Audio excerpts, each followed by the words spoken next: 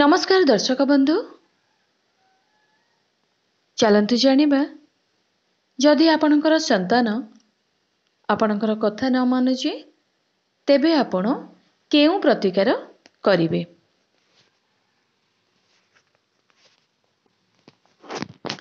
संतान हेउचंती भगवानकर अमूल्य दान। आउ से संतान आपणकर कथा मानिबे ना नाही एहा आपणक जातकरे ही थिबो। जातकर पंचम जगार अधिपति जदि 3 जगार आसीगले बा 6 एवं अष्टम घरे रहीगले तेबे एही क्षेत्र रे संतान कष्ट देखा जाय थाए। पंचम रे जदि कोर ग्रह रहिले विशेष भावरे पंचम रे आपणकर केतु थांती ना एहा पितामाता एवं संतान गोटे सहर रे रही मध्य संतान पितामाता ठारू दूर रे रही थांती। कारण केतु एही क्षेत्र रे एमानंको दूरेई रखी थांती। बेले बेले जेबे संतान कष्ट आपनको आसी थाए तेबे संतान आम कथा मानते नहीं, चगला हुअन्ति, पाठ पढ़न्ति नहीं। जेतेबेले पितामाता माने ताकु आकट करि थांती तेबे सेमाने बापा मा निजर शत्रु मानन्ति। सेही क्षेत्र रे आपण माने कौन करिवा उचित, कौन कले आपण मानकर संतान आपणकर कथा मानिबे। तेणु आपण माने कौन करिवे ना गुरु पुष्या दिन बा एहा गुरुवार दिन पड़ी थाए।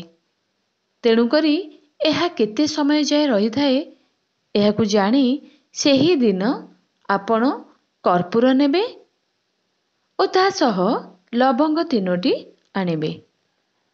एहा प्रति ध्यान देबे जे लवंग रे फूल थिबा निहाती जरूरी अटे, नहेले एहा अशुभ होई थाए। गोटिए पात्र नेई एथिरे कर्पूर ओ लवंग को नेई सेथिरे जाली देबे। जाली देबा परे तार जेउ पाउंस रही थाए ताहाकू एक पेपर रे रखिबे। जेतेबेले भी आपण पिलामानक सह सामना सामनी हेउचंते सेतेबेले सेही पाउंस रे गोलाप जल मिसेईकी निजर परी आंगुली रे एहाकू भल भाबरे मिसेइबे एवं एहाकू भलरे मिसेईकी आपणक मथारे एवं नाभिरे लगाइबे। एवं जेतेबेले एहाकू आपणक मथारे एवं नाभिरे लगाइबे तेबे आपण माने पूर्व कथा आपणक संतान तम कथा मानुथिले सेही समय को स्मरण करी एहा परे आपणक कथा मानिबे। एहा विश्वास करी मथारे लगाइबे।